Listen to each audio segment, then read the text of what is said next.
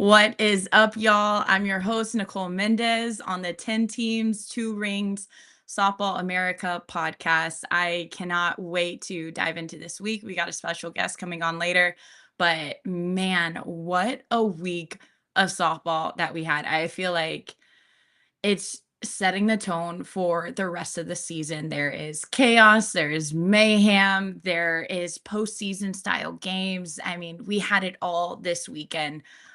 So after that very thrilling 30-second countdown that we just saw, we are about to get into it. So let's dive right in and let's just talk about the new rankings that are coming out. And man, I feel like this is a Big 12 love fest going on right now in the top 25. So obviously, at number one, we have Oklahoma still undefeated, doing great things. Number two, we have Texas. They took a tough loss against Stanford. They went into extras, but they are looking so strong. Then you have Oklahoma State. They're ranked 6th. And being on the road, they went out to Florida for the Clearwater Invitational. And then with all the games getting canceled, they said, "You know what? Let's just not go home." And they just stayed there for pretty much 2 weeks. And be on the road for that long, that takes a strain, and they looked unfazed. They beat a Washington team. They beat Florida, who's looking really great. So you have those in the top 10, and then right below the top 10 coming in at number 12, you have Baylor, and they put really, really competitive games up on the board at the Mary Nutter this past weekend. So I'm excited about the future of Big 12 softball, what conference play is going to look like. I think we're going to have a lot of conversations, not ranked, but also worth mentioning. UCF, they've had really close games. They haven't won a ton of those games, but they've all been one-run games. They've been really tight all the way up until the very end. And then you had Kansas, who out of nowhere just came and decided to beat number 16 ranked A&M. All right, okay, we love that. So I think Big 12 this year, I think the biggest change that we're going to see, besides the new teams coming in, besides all this additional stuff that we're seeing, I think we're going to see the Big 12, the landscape of it change. But before I get into all that, we have a special guest today, one that shares a name with me, Nicole May. She is coming on the pod today, and we're going to talk a little bit about OU softball. We're going to talk about what it means to be Sooner, and we're going to talk about Love Stadium. They get to open up in that brand new stadium here for the 2024 season this Friday. Nicole, welcome. Hi. Thanks for Hi. So Nicole May and I, we actually got to play together for a couple of years. And if you look at our initials, they're the same. We were referred to as NMs, and by we were referred to, her and I were the only ones that called each other that. But she is a phenomenal human being, a great athlete. And now her last year at Oklahoma, how crazy that it's been from day one, wherein we walked on and we're like, okay, we're starting off this year. Then it got canceled due to COVID, to here you are now. And we're just seeing you just shine. So first things first, how was Mary Nutter? I mean, was there chaos? I saw some autographs being taken. I saw a lot of fans. How was that environment? Yeah, I feel like Mary Nutter is always kind of chaotic and like team wise. You're always, competing against really good teams that, might be overlooked, but we're playing good teams. So that was good, I guess, for us. And then, with the fans, it's awesome seeing that many young girls especially coming out and just being able to see, like, even from when I've been here at OU, seeing how much the game has grown in the past 3-4 years is just insane to me. So it does get a little chaotic, but you kind of like, zoom out and look at it. It's actually pretty cool. Yeah, I mean, I got to call a lot of those games, and I just like the sheer number of girls who had the autographs, and you could see them in the background of the game just running around every time a team was walking through. And it's just like, man, like how much that has grown from whenever I was there my first time in 2017. I was like, man, like this is a mini World Series. Like if you take all those teams, all those fans, I mean, there's such a great representation of like every team. Mhm. So I gotta ask, because there's a lot of really good games that you guys played, but what was your favorite game at Mary Nutter and why? Oh, um, man. Um, I liked I don't know. I always liked playing Mississippi State. Um, they've got they're like a scrappy team. So, um, us and them both play with a lot of fire. So I feel like that was fun. And I got tested a little bit where I was like, oh, okay, like here we go.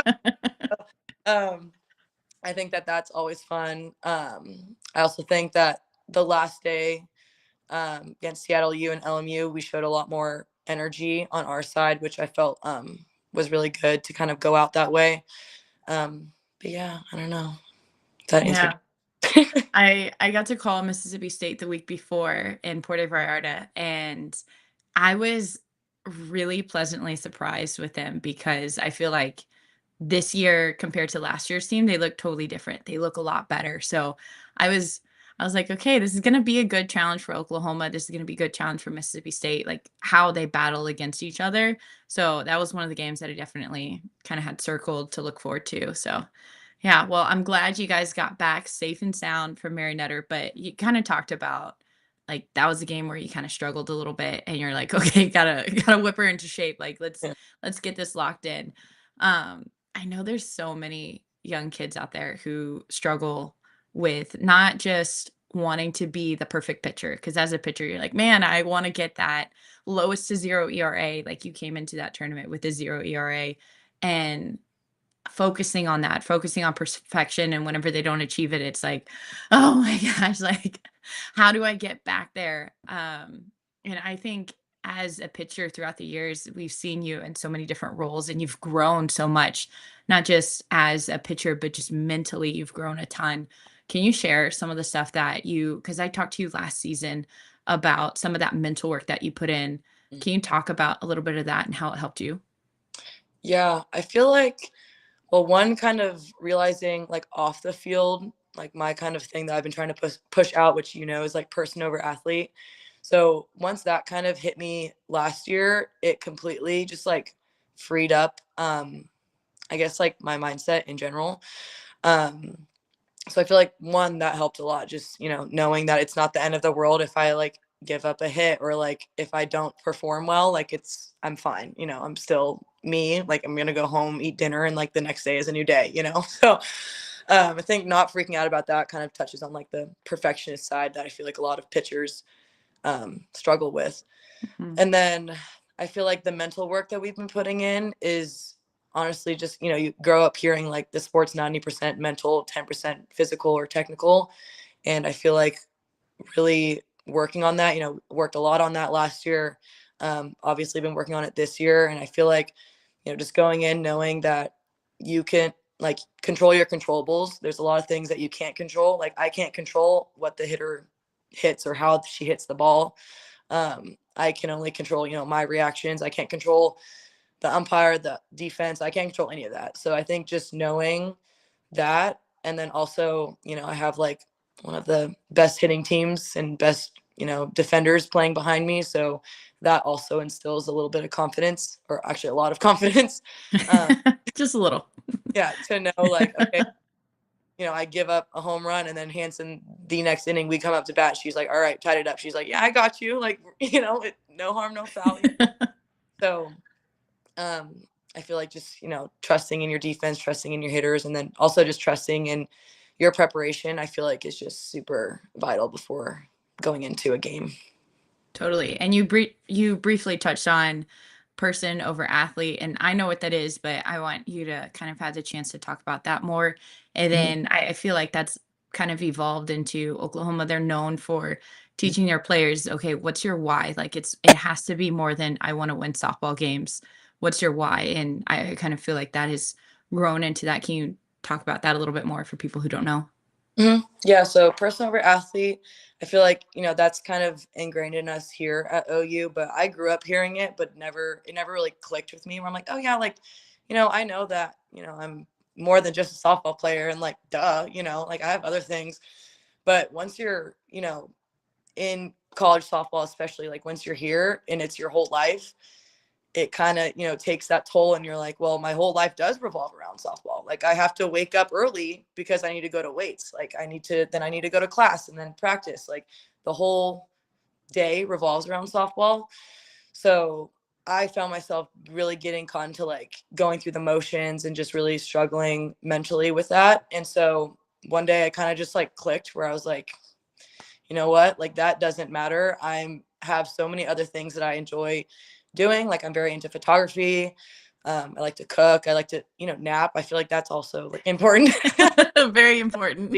I watch TV, like there's other things that I do enjoy doing, and I, make space or like make the time to be able to do those things with our schedule. It kind of keeps me in check and keeps me balanced. So I also think, especially like my message to younger girls is also obviously person over athlete, but growing up, you're like, I'm a softball player. Like someone asks, like, what do you like to do? Or what, like, tell me about yourself. You're like, I'm a softball player. Like, even now I still catch myself like, oh yeah, like I play softball. And I'm like, I have so many other things that like are good about me that like are things that I have to offer other than softball. So I feel like that was like a big moment for me last year. But that's kind of the message, is that, you're not just, your worth is not based on what you do on a dirt field. Yeah. I mean, it's so easy to get wrapped up in that and it consume your life. And then you're just kind of left wondering, okay, well, it takes up so much of my time. Like it kind of does feel like it does determine it. And so getting interest outside of softball is so important to be able to find that balance, like you were talking about. Last couple questions, and then I'll let you go because I know you just got done with practice. But Yeah. this weekend, I feel like this is something I'm throwing it back now to Oklahoma history where Paige Parker was a freshman in high school. And Coach Gasso, if you ever have gone on a visit to Oklahoma, you know, Coach Gasso takes you on a tour of all the great football facilities. And then she brings you to Marita Hines, sits you in a classroom, and she pulls out these cardboard signs. And it's like, the future of Oklahoma softball. And she's like, one day you will play on this field. And she told Paige Parker that. Like, Paige Yeah. Parker was the first one. And she told me that. And I was like, wow, I can't wait. Yeah. But now it's real. There's no more cardboard signs.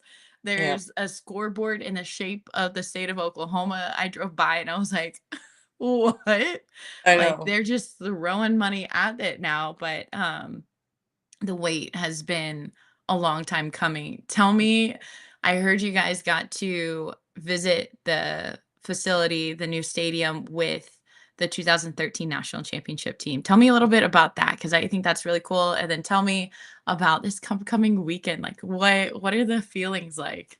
Yeah.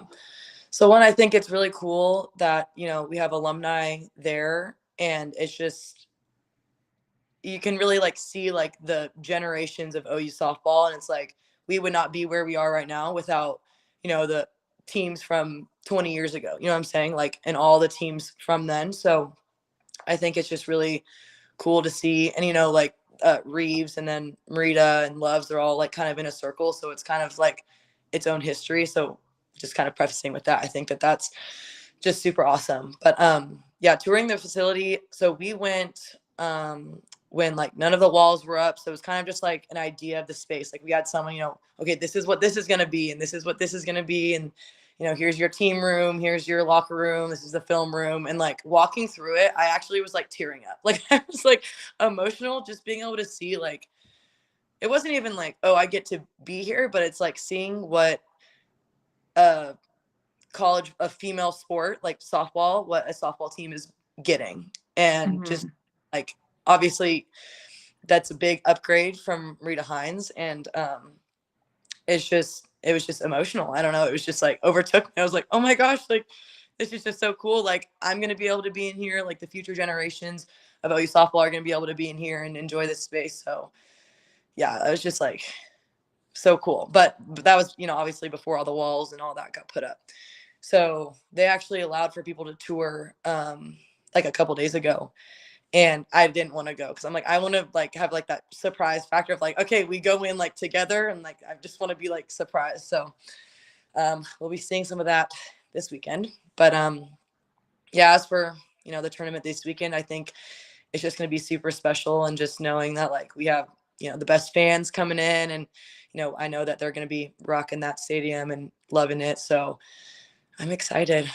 I don't know. Yeah. I'm So the like first time so I'm the like first time you're gonna see the stadium is on game day on Friday. So like when we toured it before, they had dirt, but I think it had just rained. It was like very muddy. Uh, You're like, grass this is a was in, great field. none of the seats were in. Like I think like the outline of the bullpen was there. So kind of going this weekend, it'll be like, holy cow. you know, like yeah. Oh man, what a special moment to be able to share with your team and with the fans and everybody kind of getting it all at once. I'm going to be calling the games this weekend, so it'll be my first time seeing it too. So I'll see you there. But it's incredible what this program has been able to build and continue to do. I mean, what you guys have done the past 3 years is awesome and it's incredible, but it's also paving the way for not just future OU softball players, but softball players, period. Like it's paving the way for so much more room for growth, so much more room for opportunity. I mean, like you said, building a stadium of that magnitude for a women's softball team, that's just, it's paving the way. Um, Breaking glass ceilings, baby. Glass ceilings broken right here. Let's go. Yep. Last two quick questions and then I'll Mhm. let you go. So you talked about your photography. I firsthand know how incredible you are. And then you talked a little bit about cooking. Tell me about your favorite photo shoot. Quick, doesn't have to be super long. And then tell me about your current hyperfixation meal right now. I know you have one. Okay. Favorite photo shoot. Honestly, like I do really enjoy like all of the photo shoots that I do. Like high school was a lot more uh just like hanging out with friends. And I'm like, oh, I'm just gonna bring my camera. So I feel like that was really fun because it was very like whatever, and now like Mhm. taking people's grad pictures and stuff I think is super fun. Just being able to capture something like that. I think is just so cool. It's like for someone to have pictures that's like, all right, like this, it's like my artwork, I'm like, here's Yeah. my art, like capturing a moment, I think is just so beautiful. So I don't really have a favorite. Maybe I'll get back to you about that. And then I think like, because I be taking pictures, I'm like, I'd be having myself up. I'm like, yeah, that looks really good. So yeah, that's for the photography. And then for cooking, I've really been into, I saw it on TikTok. I made a TikTok about it, the lasagna soup. I saw that. It I've looked been good. I've been I've been making that a lot. It's turned into a soup. Like I put way too much pasta in because I love pasta. So I put much of the, that in there. So it doesn't really end up soupy, but that's okay. It tastes like lasagna to me. Yeah, hey, that's all that matters. Current hyperfixation. I Mm, mean, some of the TikTok recipes that I have saved, I'm like, I that know. looks good. Yeah. Yep. Yeah.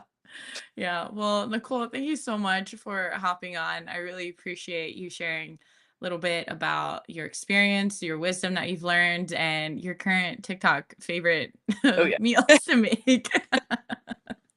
Yes, of course. For All having me right. Yeah. like my See ya. So that's Nicole May. Obviously, a fantastic athlete. She has done great things and she is anchoring Oklahoma as a staff. They have continued to excel, but I do want to talk a little bit about what the current Big 12 weekly awards are because Oklahoma is nowhere to be found on them. And I mean, you look at these stat lines and you're like, I get it. I understand why these two teams deserve to be there. These two athletes deserve to be there. So you have Lexi Kilfoyle. She has a 1.05 ERA, a 0.134 batting average, and a 0.57 whip. And if you're somebody who's like, I don't know, break that down for me. What a whip means is basically what it does is it measures a pitcher's effectiveness against hitters. And a really good whip is around 1. And for her to have a 0.57 is so crazy. It is so effective. It is so efficient. And she not only did that just throwing, but she also has thrown 3 no-hitters already this year. 2 of them came this past week. Again, I mentioned Oklahoma State, they've been on the road. They've been traveling for about 2 weeks straight, and they play Florida on an improv 2 game, and they're like, "Hey, you up? You wanna play this game?" And they did, and they showed up and they showed out and they got that no-hitter. And Kilfoyle, she led it in the circle. She's been doing a phenomenal job for them. And then later on that week, they faced an equally tough opponent, Washington. They were ranked 4 at the time, and they just dominated Oklahoma State. They showed up, and I think we're gonna continue to see them rise as the season goes on, but definitely led by Kilfoyle in a circle because she is just a phenom. But then you go to the player of the weekend, the offensive side, and you just see Reese Atwood. And I mean, everywhere I look, I'm like, Reese Atwood here, Reese Atwood there. And she has just been going off. So to put things into a little bit of perspective, she's had 38 bats. 9 of those at bats have been home runs. So, like, roughly a fourth of her at bats have been home runs. So, a quarter of the time, say she gets 4 at bats in a game, odds are she's gonna hit at least 1 home run. Like, that is just nuts, like, staggering numbers. And she has been so good for them. And this isn't like, oh wow, who is this player? She's only a sophomore, but last year she made a huge impact. And I think it's noteworthy. I saw this and I had to double take, and I was like, "What?" So, Texas played Stanford this past weekend, and they ended up going 8 innings. They lost in extras, but it was a great battle back and forth. This is the second time that they faced up against Stanford this year. They took the win earlier on. This time, it was a well-fought battle at home, ended up taking the loss, but you had Reese Atwood, a game on the line. She hits a home run to tie it up, keep her team in the game. But that is only the 3rd home run that a athlete has hit off of Kennedy in college. And Reese Atwood is in prime company. She's one of 3. And if that tells you how good she is, I'm just gonna keep rattling off some stats. So she has a 632 batting average. Like, that is nuts. And then this one is just insane, but it's a 2.072 on base percentage. So that's like on base plus slugging. So your on base percentage plus or OPS on base plus your slugging. So the higher slugging is, the more power you have. Home runs, doubles, triples, those kinds of things. A great OPS is around like 1.5, 1.5, like, that's a really good OPS to have. She has a 2.072, like, that is just nuts. It is here is everyone, here are the few outliers, and then way up here, you can't even see her. Here's Reese Atwood. She has been just absolutely tearing it up. So I'm so excited to get to see her continue to play, continue to go. But I kind of want to broaden our horizon. So those are your Big 12 players of the week and pitcher of the week. But broadening that up and just talking about the rankings that we had, you had OU at 1, Texas at 2, Oklahoma State at 6, and Baylor at 12. And these are national rankings. But to be able, as a Big 12 conference, to be able to have 4 teams that are in the top 25, 3 of those that are in the top 10 be in your conference, it's such a booster. I was talking with some people about what that means, and I said it's like almost like an SEC kind of style of play where in conference you're okay if you don't have a crazy tough preseason or you're trying to cover ground and you are just playing against your normal conference matchups because I feel like SEC opponents are always ranked, right? They're always in the top 25. You're always going to face at least 2 or 3. And the Big 12 in its history, you would have a few, but it wouldn't be this prominent, this powerful, and I feel like that is such a big shift in a great way for the Big 12 this year because it gives opportunities not just for OU and Oklahoma State whenever they face off, Oklahoma State and Baylor whenever they face off, whenever Texas faces off all 3 of those teams, But also, if you're a UCF or if you're a BYU or you're an Iowa State and you're looking to move up in the rankings, you don't have to go out of conference. You don't have to get crazy tough midweeks to be able to bring that in to boost your RPI. And I think that's going to be the biggest shift that we're going to be able to see is these Big 12 teams. They've always been good, but it's just a lack of rankings that makes it hard for them to continue to grow. So I think this will be able to take them to a next level completely. So, I think it's just gonna be complete game changer, for the Big 12. So I'm excited to see what that looks like moving forward. But just directing it to the athletes that we've seen with these Big 12 awards that we just had on the pod with Nicole May and these freshmen across the country that are just coming in, these younger athletes that are starting to come in. I mean, I I think of so many who have come in and they've started and they've made an impact and they're immediate game changers for their program, not just in the Big 12, but across the country. And I kind of feel like in 2016 there was a big shift and there was a lot of freshmen and it wasn't typical to see a lot of freshmen get the start and to play. And I feel like since 2016 you've seen it a little bit more. It's become a little bit more common, but not a ton and very select. Um, but in 2016, there was a ton of excellent, excellent freshmen who just entered onto the scene and made an impact directly. And I feel like since then, you've seen a lot of good athletes and good players, but as a class, as a whole, I feel like I haven't seen that quality tier of athlete. And I feel like this year, 2024, I feel that same way. I think that they're getting to that next level. They're elevating, and I think it's changing the game of softball. We talk about all the things that you get to see with Synergy Sports, getting to see heat maps, getting to see cool maps, getting to see exactly where a pitcher throws, comparing stats, having video at your fingertips, whether you're a pitcher looking to scout hitters, whether you're a hitter looking to scout a pitcher. I mean, the game has changed and evolved so rapidly. And sometimes you look at it and you say, like, how is anybody supposed to keep up? How is anybody supposed to be successful? And I think that the talent is going to go up. The softball IQ, the mental side of the game. Nicole May kind of briefly touched on that, but the mental side of the game is going to go to a whole other level. And you're going to start to see some people go to the next level. And I want to give kudos again to Oklahoma and Texas and Oklahoma State because and Baylor, they've been improving and they look great this year. But I feel like those three teams, especially in the past couple of years, they have taken it upon themselves to elevate and go to the next level and push themselves for that change. And so I think that being able to, as a team, buy into that and go, okay, this is going to be hard. But if we want to be head and shoulders above everybody else, we have to do things that everyone else doesn't do. And I know from personal experience, Oklahoma does that.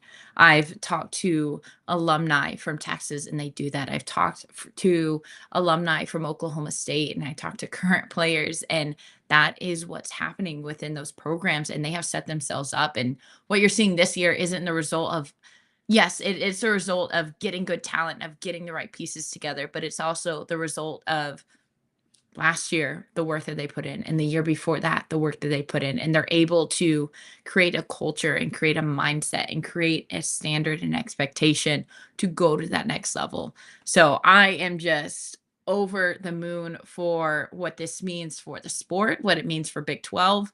We're tiptoeing to conference play. I mean, it's going to start up here in a couple weeks and it's going to be really, really good for me. Obviously, Oklahoma, they're coming in at number one. They're still unranked, but that OU Texas game, that matchup, it's going to be great. I think that UCF, they are a team that might be a little bit of a sleeper team, a little bit like Iowa State. You can't take them for granted. Can't count them out because they're going to come in and they're going to dominate. They have a couple of really good matchups this weekend. So I would keep an eye on UCF. Obviously, Texas, you can find all their games on the Longhorn Network. And then Oklahoma State and OU, they have, as well as a lot of teams across the country, they have their games streamed on ESPN Plus. So make sure you're going out and you're watching those games if you're an athlete wanting to see, okay, like what makes them so different? What pushes them above and beyond? Obviously, you're going to see the physical. Oh, wow, that was a great home run. Oh, wow, that was a great strikeout. She's doing fantastic this game. But if you watch these games, and they are becoming more and more available, if you watch these games, you're going to get to see little subtle things of these athletes. You're going to notice, okay, wow, she took a really deep breath there and it looked like her body stilled and it looked like her breathing slowed. And then she just crushed one. It's a result of something. And that's the deep breaths. It's the mindset. You just get to see and pick up on subtle little things whenever you watch softball and watch these elite athletes play. So excited about the future of Big 12 and what that means. But as we wrap up and get into it, make sure you tune in for next week's episode. We're going to have a couple of special guests and we're going to talk all things hitting, all things offense, all things mindset as far as it pertains to what the heck do you think whenever you're in the box? How do you bounce back? How do you be resilient? So make sure you tune in next week. Can't wait to catch up with you guys. I'm your host, Nicole Mendes. Thank you for listening to 10 Teams, 2 Rings.